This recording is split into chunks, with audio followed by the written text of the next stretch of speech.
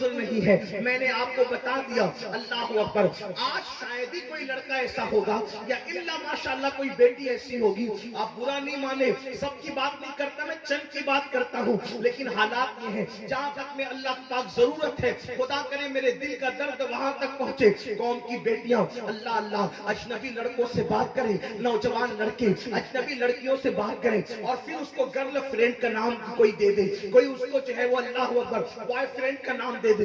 اسلام میں اس کا کوئی تصور نہیں ہے۔ میرے عزیز بھائیوں، دین سیکھو تو دین آپ کو بتائے گا۔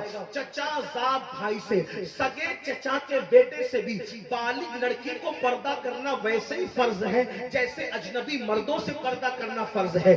جو مذہب چچا زاد بھائی سے پردہ کرنے کا حکم دیتا ہو، جو مذہب مامو زاد بھائی سے پردہ کرنے کا حکم دیتا ہو، جو مذہب پھوپھی زاد بھائی سے پردہ کرنے کا حکم دیتا ہو، آخر اس مذہب کے ماننے والے کالج کے اندر کیسے فرینڈ بنانے لگے، اسکولوں کے اندر کیسے فرینڈ بنانے لگے، اور فیس بک پہ بیٹھ کے کیسے فرینڈ بنانے لگے۔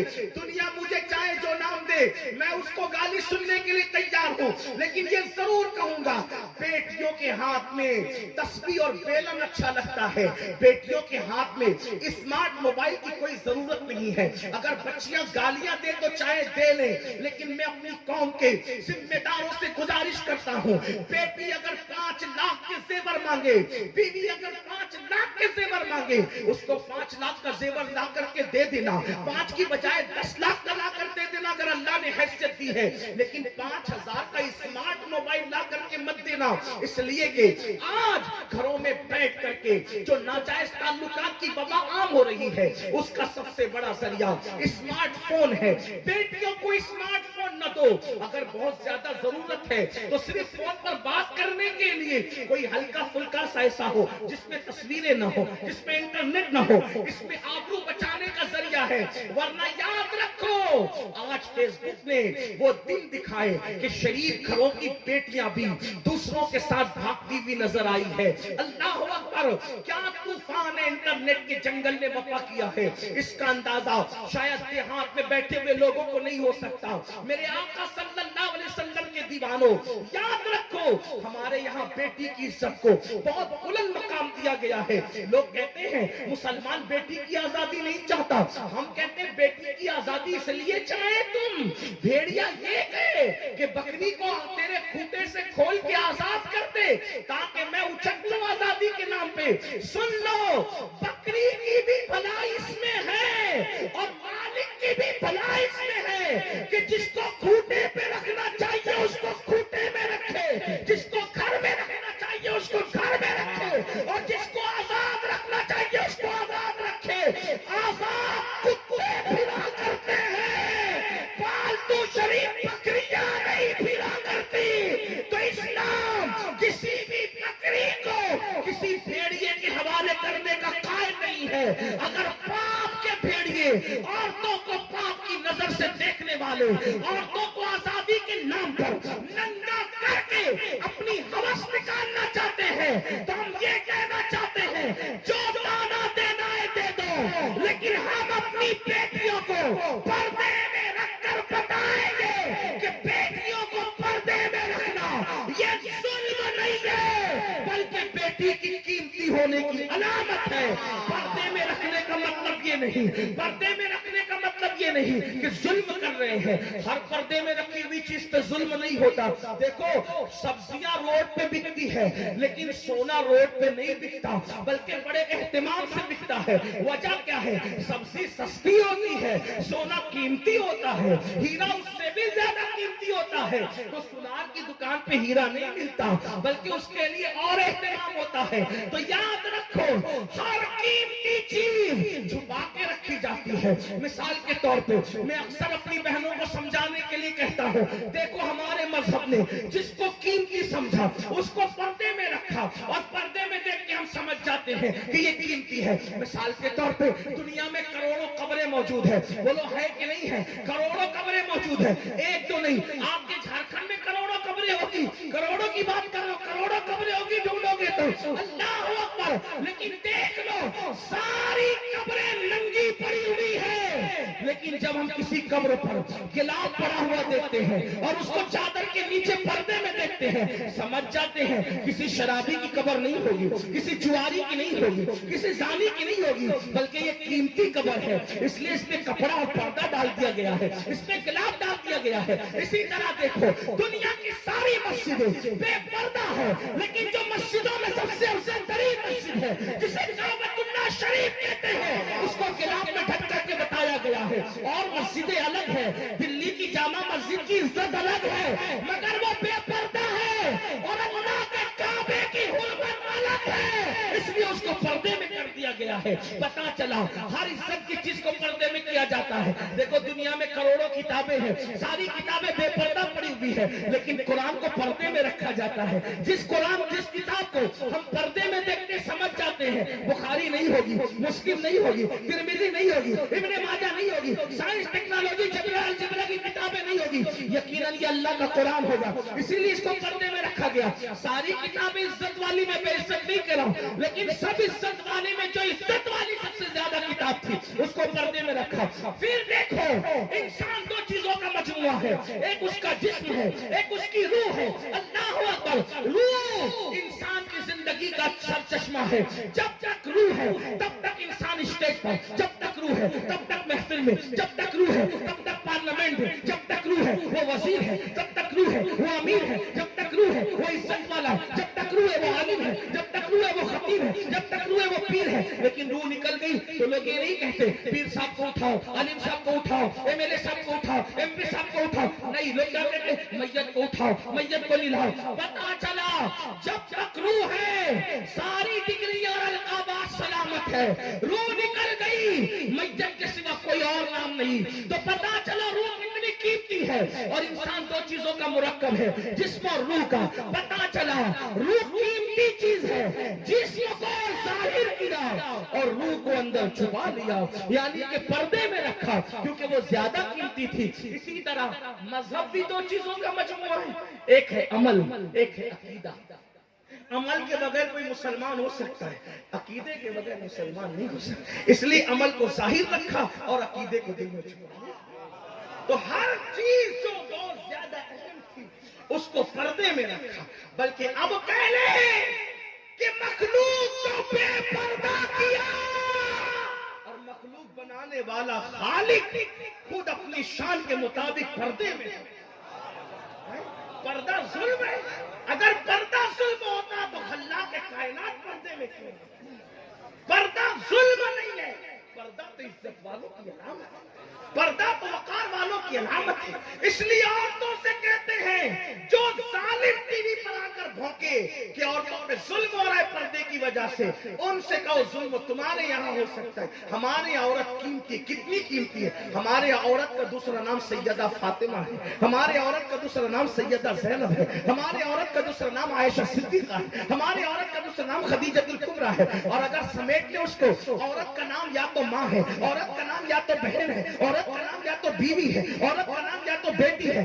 چار روپ عورتوں کے، ماں ہے، بہن ہے، بیوی ہے یا بیٹی ہے. اب اندازہ فرمائے اگر وہ بیٹی ہے تو بیٹی کو رسول اللہ فرماتے ہیں جس کے گھر بیٹی پیدا ہوئی وہ خوشی کرے، وہ بیٹی اپنے باپ کے لیے جنت اور رحمت ہے. پتا چلا بیٹی بن کے پیدا ہوئی تو جنت اور رحمت، اور اگر جوان ہو گئی تو اللہ اکبر، جوان ہو کر شادی کر کے کسی کے گھر گئی تو آقا فرماتے ہیں نیک بیوی شوہر کے لیے جنت. اور اس کے بعد فرمایا جب کوئی ماں بن جائے عورت تو فرمایا الجنت تحت اقدام امہاتکم، کہ تمہاری جنت تمہاری ماں کے قدموں کے نیچے ہے. عورت بیٹی ہے تو جنت، بیوی ہے تو جنت، ماں ہے تو جنت. تو ہمارے یہاں جنت کا تصور یہ ہے، اور جنت ہمارے یہاں بے پردہ نہیں ہے.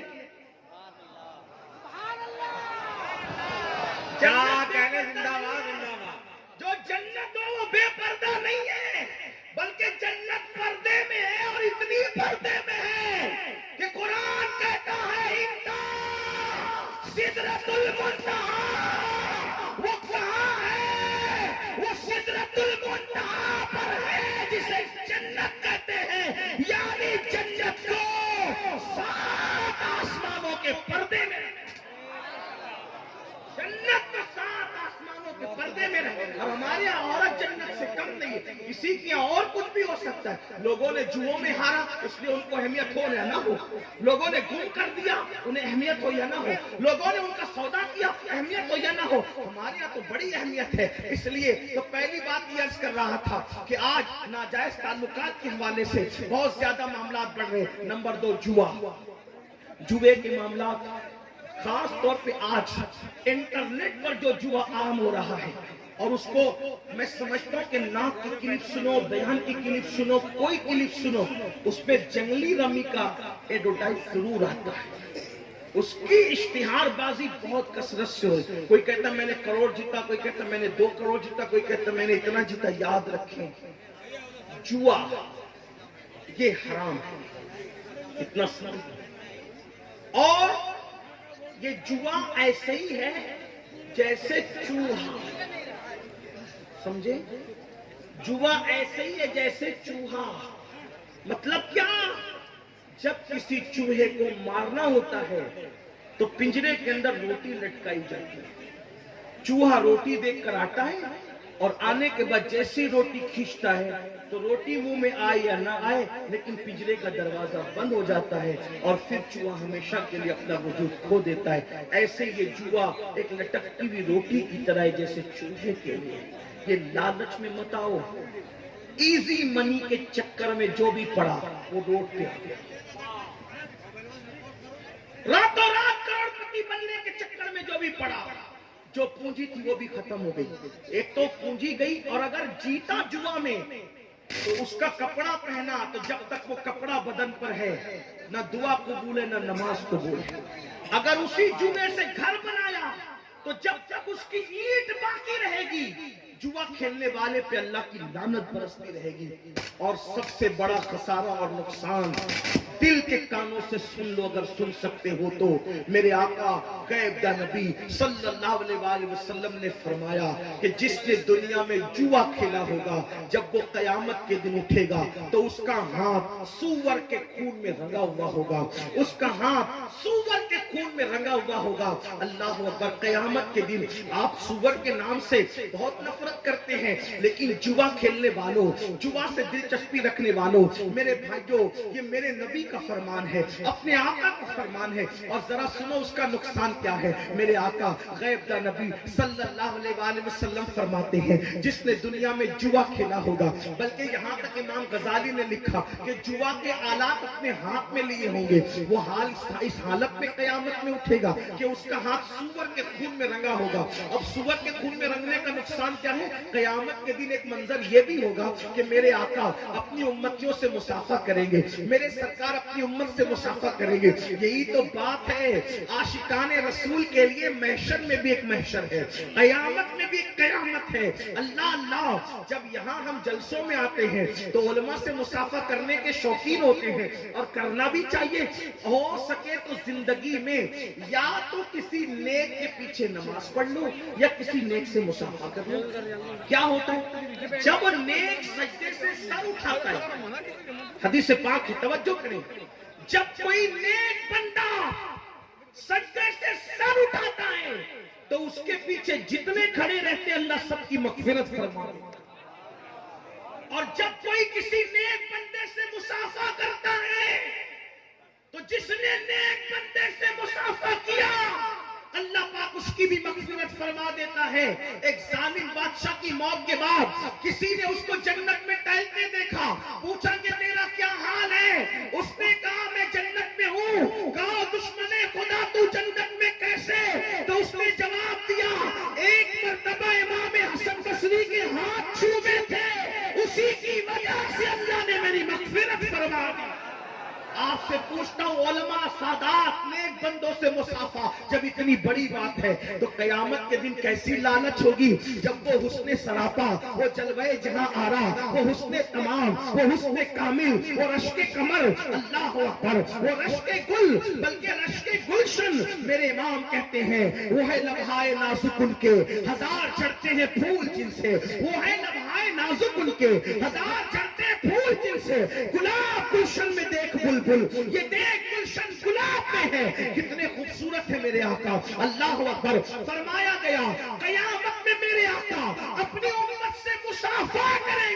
لیکن آپ مجھے بتاؤ جن کے ہاتھ جوا کھیلنے کی وجہ سے سور کے خون میں رنگے ہوئے ہوں گے، اے میری قوم کے جوانوں ذرا اس وقت کا تصور کرو، اس وقت کا تصور کرو، ان حالات کا تصور کرو، اس قیامت کا تصور کرو۔ آقا کا جلوہ سامنے ہے اور تم نے جوا کھیلا ہے اور ہاتھ سور کے خون میں ہے، تو کیا میرے آقا سے مصافحہ کر سکو گے؟ اس وقت کا پچھتانا کیسا پچھتانا ہوگا، اس وقت کی حسرت کیسی حسرت ہوگی، اس وقت کی تکلیف کیسی تکلیف ہوگی۔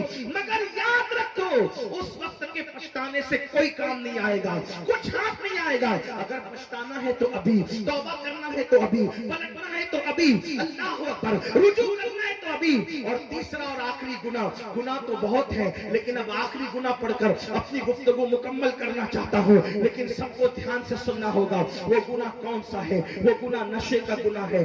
آج اللہ اکبر، فلموں کی وجہ سے، سیریلوں کی وجہ سے، آوارہ دوستوں کی وجہ سے نشہ بڑھتا جا رہا ہے، اتنا بڑھ رہا ہے۔ کوئی نشے سے، کوئی شراب سے نشہ کر رہا ہے، کوئی ایم ڈی سے نشہ کر رہا ہے، کوئی انجیکشن سے نشہ کر رہا ہے، کوئی ہیروئن سے نشہ کر رہا ہے، کوئی چرس اور بھنگ سے نشہ کر رہا ہے، کوئی گولیوں سے نشہ کر رہا ہے، کوئی دواؤں سے نشہ کر رہا ہے۔ یاد رکھنا، میرے آقا غیب دا نبی صلی اللہ علیہ وآلہ وسلم نے فرمایا کل مسکن حرام، ہر نشہ آور چیز حرام ہے۔ میرے بھائیو، ہر نشہ حرام ہے، کسی بھی نشے کی اجازت نہیں دی گئی۔ اور آپ جانتے ہیں اللہ اکبر، کتابوں میں لکھا ہے عبد الملک ابن مروان کے دربار میں، مروان کا بیٹا عبد الملک جب وہ بادشاہ بنا، اس کے دربار میں کفن چور آیا اور اس نے کہا میں نے کفن چوری سے توبہ کی۔ تو مروان کے بیٹے عبد الملک نے پوچھا اے کفن چور، تو نے کیسے توبہ کی، کیوں توبہ کی، توبہ کرنے کی وجہ کیا ہے؟ تو اس نے بیان کیا ایک مرتبہ میں کفن چوری کرنے گیا تو میں نے کیا دیکھا،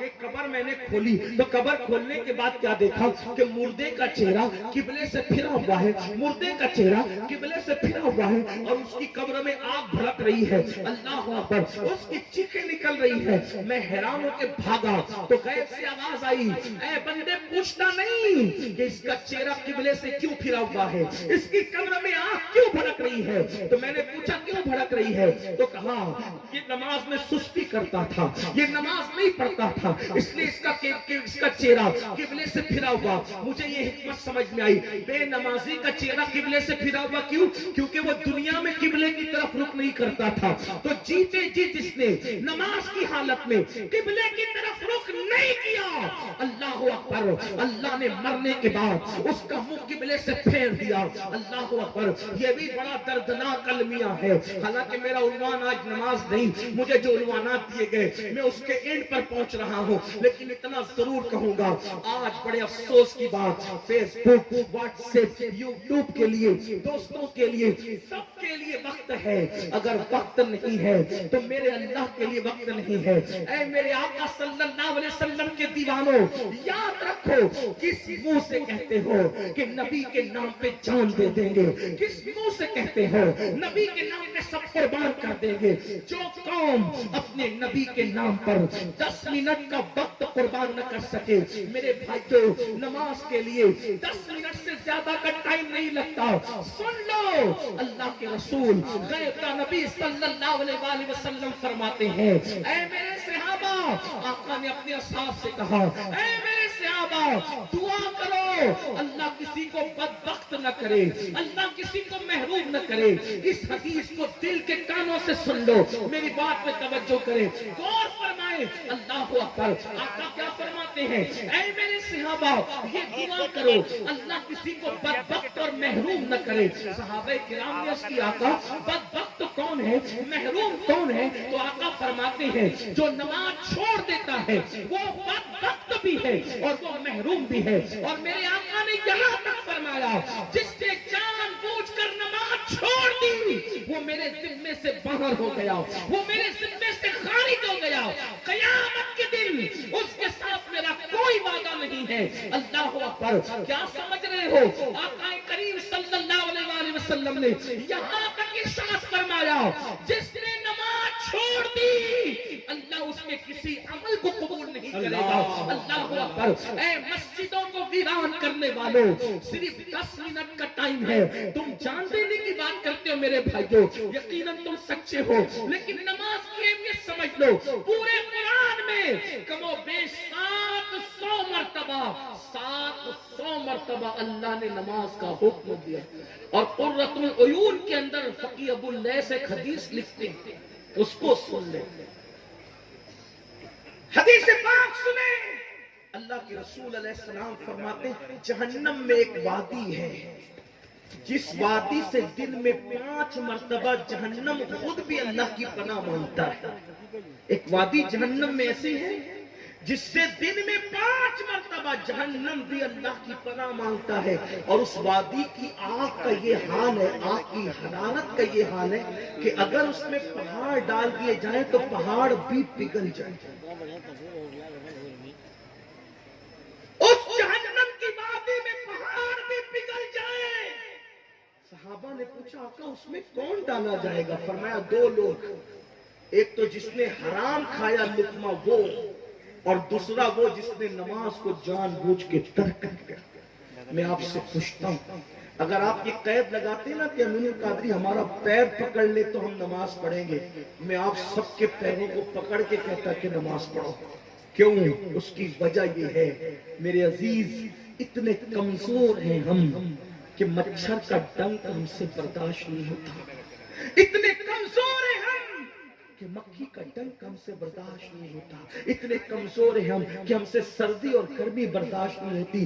جس جہنم کے اندر پہاڑ پگھلیں گے, اس جہنم کی آگ کو یہ کمزور جسم کیسے برداشت کرے گا, کیسے گوارا کرے گا؟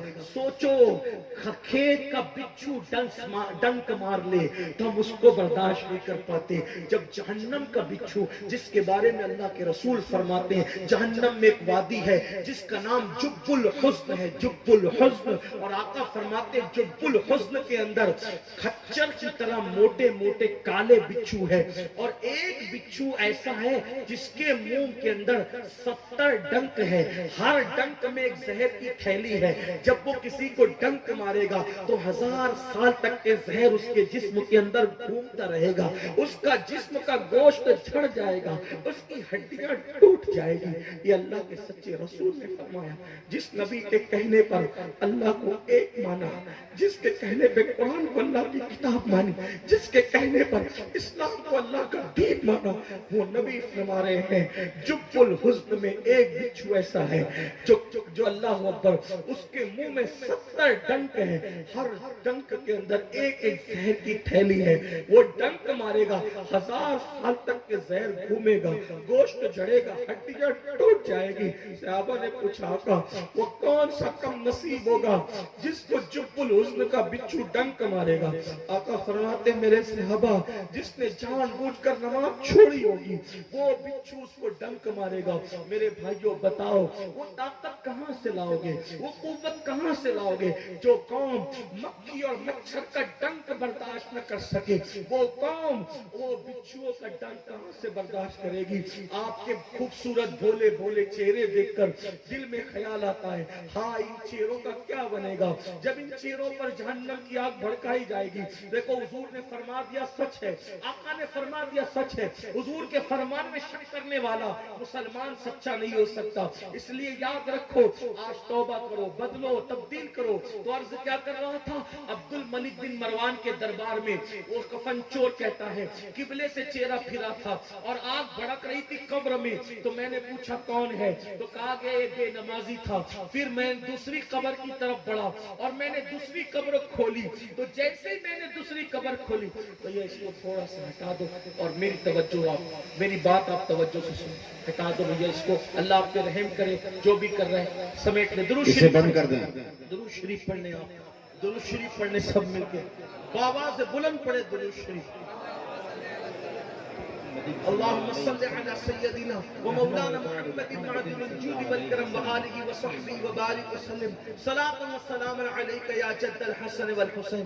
تو میں وہ کفن چور کہتا ہے جب میں دوسری قبر کو کھولنے کے لیے گیا تو میں نے کھولا تو کیا دیکھا کہ اس کے اندر انسان کا جسم تھا اور چہرہ سور اور خنزیر کا تھا. توجہ سے سنو میرے جوانوں, نشہ کرنے والوں, شراب پینے والوں, شراب کی گولیاں کھانے والوں, شراب کی بوتلیں گلے کے اندر انڈیل खेलने वालों, नशे की गोलियां खाने वालों, दवा के नाम पे शराब पीने वालों, नाम बदल बदल कर शराब पीने वालों, अल्लाह अकबर, अपने आप पे रहम करो। अरे नादान, मैंने जो नमाज की अहमियत बताई, कितनी अहम है नमाज। अहमुल इबादात है, अफजलुल इबादात है, अशरफुल इबादात है। 700 बार कमोबेश नमाज का हुक्म है। सहाबा कहते हैं जो नमाज पढ़े वो मुसलमान, हम उसको समझते थे। जो नमाज नहीं पढ़ता था हम उसको मुसलमान नहीं समझते थे। आला हजरत ने फतावा रज़िया शरीफ में मजहब नकल करते हुए लिखा कि कई सहाबा किराम बेनमाजी पर कुफ्र का फतवा देते थे। कई किताबों के अंदर ये बात लिखी है, इस पर किसका फतवा, उस पे किसका फतवा, ओ बेनमाजी तुझ पे सहाबा का फतवा है, तुझे सब पे लगे हुए फतवों की फिक्र है, अपने पे लगे हुए फतवे की तुझे कोई फिक्र नहीं है। और तुझ पर दुनिया के किसी इंसान पर तो मुफ्ती साहब ने फतवा लगाया जो काबिल ताजीम है, लेकिन तुझ पर तो सहाबा फतवा लगा रहे हो बेनमाजी, और सहाबा भी कुफ्र का फतवा लगा रहे। हनफी और मसलक होने की वजह से मैं बेनमाजी को डायरेक्ट काफिर नहीं कहता, लेकिन इतना जरूर है, मेरे इमाम भी कहते हैं जो नमाज में सुस्ती करेगा, डर है कि कुफ्र पे मरेगा, जो अजान का जवाब नहीं देगा, दुनिया की बातें करेगा अजान का जवाब देने की बजाय, मेरे इमाम ने लिखा कि डर है कि वो कुफ्र पे मरेगा। इतनी अहम है नमाज। लेकिन नमाज से भी अहम कोई चीज है। क्या चीज है नमाज से अहम? अगर आप नमाज पढ़ रहे हो, सांप आ जाए और ऐसा लगे कि डंक मार देगा, तो इस्लाम क्या कहता है? नमाज तोड़ दे, जान बचा ले। यही है ना, नमाज इतनी अहम और उससे अहम जान बचाना। नमाज पढ़ रहे थे, कोई कुएं में गिरने लगा तो क्या हुक्म है? नमाज तोड़ दो और उसकी जान बचा लो। पता चला नमाज से अहम जान बचाना, नमाज इतनी अहम और उससे अहम जान बचाना। अब आप बताओ, जब जान बचाने के लिए नमाज तोड़ सकते हैं तो जान बचाने के लिए नशा क्यों नहीं छोड़ सकते?